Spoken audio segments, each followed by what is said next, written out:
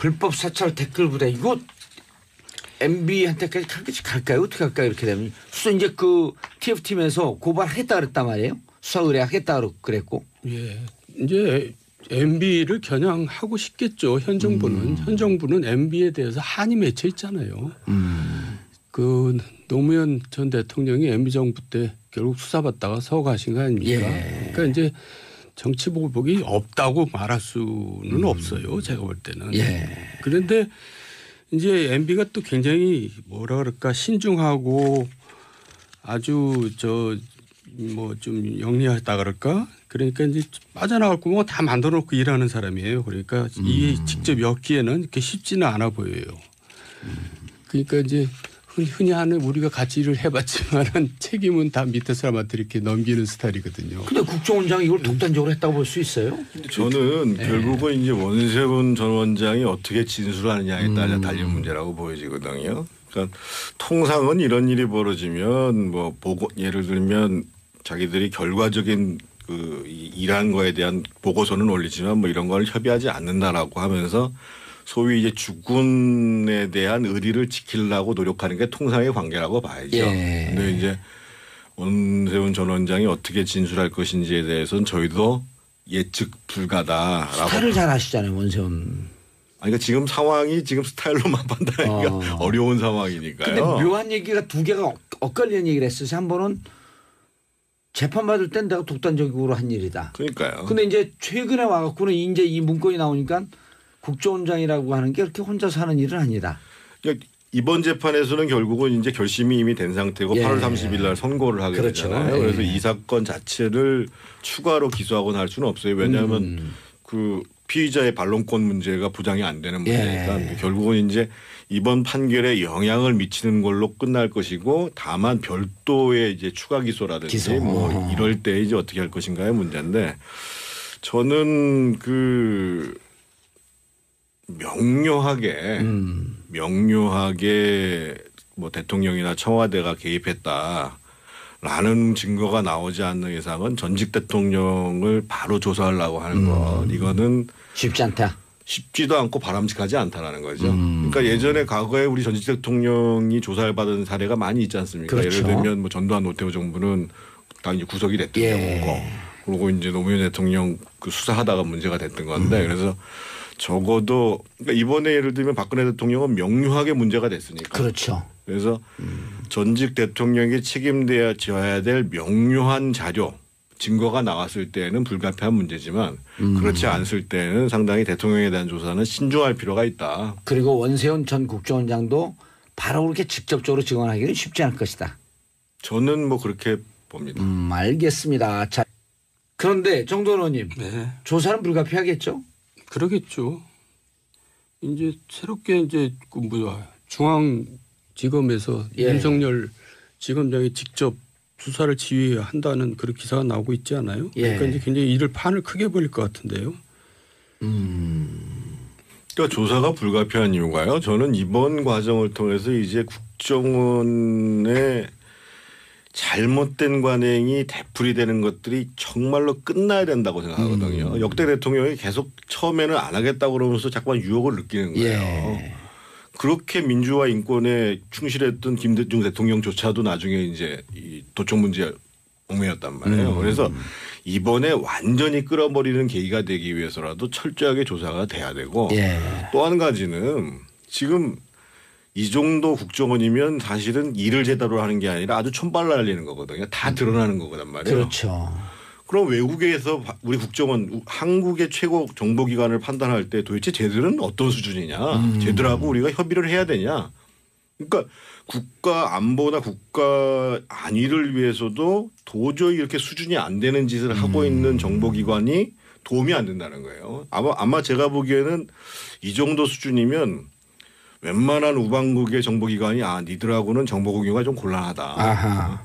니들 알아서 해라. 거의 이 수준이라고 봐야 되는 거예요. 그러니까 그렇게 보니까 심각하네. 적폐를 청산하는가 동시에 국정원이 제대로 된 역량과 역할을 할 수 있게 위해서도 이번에 분명히 정리를 해야죠. 국정원이라고 하면은 보통 다른 나라 그 정보기관하고 정보 공유를 하잖아요. 그럼요. 근데 이런 사건을 보면은 신뢰가 완전히 떨어졌다? 떨어진 정도가 아니라 뭐 같이 못할 것 같은데요. 그러니까 정치나 선거에 개입을 해도 좀 수준 높게 해야지 무슨 댓글 부대 이런 진짜 치졸하게 짝이 없는 방식으로 이제 하고 앉았고. 그래서 궁금한 게 자. 국정원이 국내 정치에 개입하지 않는다. 그럼 사람들이 이제 좀 헷갈리는 부분이 있어요. 그럼 정보 취합도 안 할 거냐? 그 어디에서 경계를 봐야 되는 거예요? 그러니까 간단한 겁니다. 그러니까 국정원 개혁이나 검찰 개혁이나 사실 복잡할 거 없어요. 대통령이 권력자가 야 검찰 너 내 눈치 보지 말고 니네들 일 그냥 똑바로 해. 국정원 니네들 내 눈치 말고 일 똑바로 할 일 다 잘해. 그게 검찰 개혁입니다. 꼭 권력자가 개입을 하기 때문에 사적으로 이용하기 때문에 그게 저 이상하게 저 왜곡되고 이상한 일들 벌이고 그러는 거죠. 그러니까 결국 대통령 하기 나름입니다. 근데 이번에 지금 봉도사님 말씀에 조금 문제가 있는데요. 예를 들면 검찰이나 경찰에서는 범죄와 관련된 정보를 수집을 하는 겁니다. 국정원은 실제로 국가와 안위와 관련된 정보를 수집하는 거고 국정원이 예를 들면 뭐 정태근이라는 국회의원이 뭐 이런 거 발언 생각하고 있다더라. 지금 나와 있던 것처럼 뭐 손학규는 이렇고 우상호는 이렇고 안철수는 이렇고 그런 정보를 국정원에서 왜 취합을 해요? 국정원의 업무가 아니라는 거죠. 아니 이제 정보기 그 보통 기관의 국정원 요원들이 파견 나오잖아요.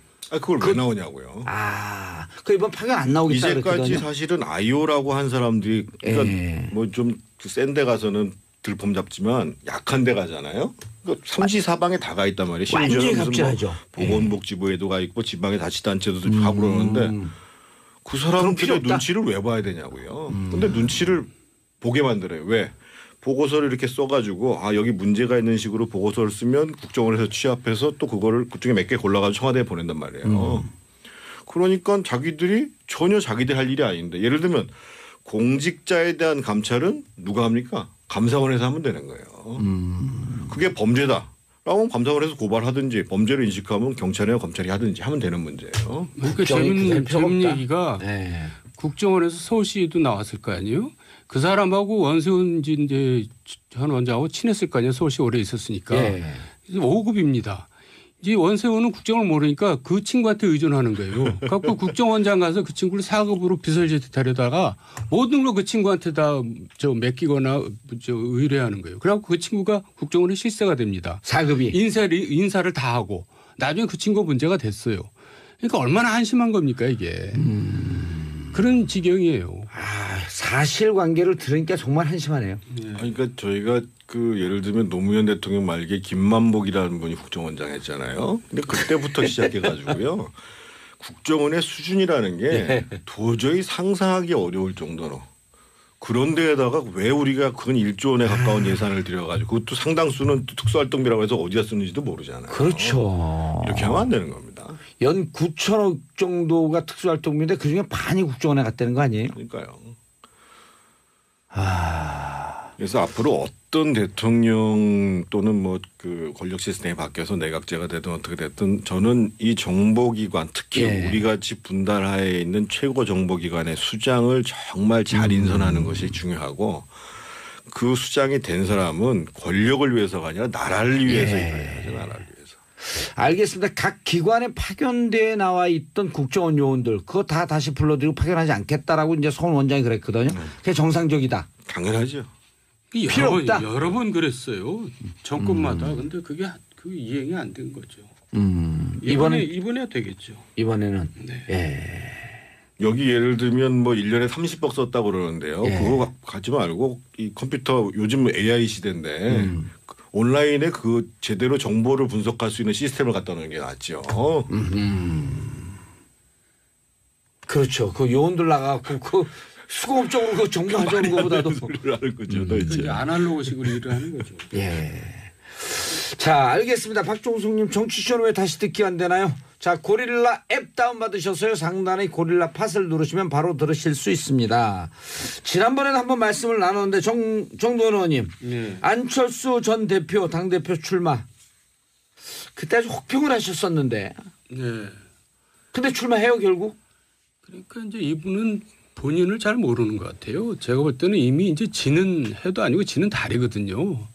그러니까 이제 국민으로부터 각광을 받다가 그동안 여러 번 이제 실망을 주고 이제 거의 사라져가는 분입니다. 근데 뭐 다시 출마 안 되니까 이제 본인의 착각이라고 저는 보는데 결국 뭐 당 대표가 될지는 뭐 몰라도 그 국민의 당은 이제 이상하게 되는 거죠. 그 자기 자신을 정확하게 이렇게 모른다는 게 얼마나 많은 사람을 피곤하게 만드는지를 보여주고 있는 좋은 예인 것 같아요. 저는 좀 제가 이제 안철수를 위한 변명, 안철수를 위한 재언을 한다 그러면, 예. 그러니까 지금 뭐 시기적으로 굉장히 복귀가 빠르긴 하죠. 근데 과거에 이회창 총재 같은 경우도 97년 대선 패배한 다음에 예. 그 다음에 있었던 8월 전당대회 때 복귀를 한 거거든요. 그래서 물론 이제 김대중 대통령은 거의 한 2년 반 이상의 시간을 보냈었고 뭐 이제 이 문재인 대통령도 마찬가지죠. 그래서 예. 근데 복귀의 시기가 빠르냐 안 빠르냐라는 것이 아니라 복귀하는 과정이 자기한테 도움이 되는가 안 되는가가 더 중요한 문제인데 결국은 다시 복귀한다라고 했을 경우는 그 사람의 리더십의 변화가 왔다라는 것을 국민이 인정해 줘야 되잖아요. 그렇죠. 그렇기 위해서 시간을 두는 거란 말이에요. 근데 문제는 지금 이제 안철수 후보가 다시 복귀하겠다고 하는 것 자체가 문제가 아니라 복귀하는 과정에 있어서 그래도 안철수가 상당히 변했다. 그 리더십의 발전이 있었다라는 것을 보여줘야 되는데 그것이 전혀 안 보이니까 그러니까 이제 우리 정돈 선배가 자꾸만 땡쳤다.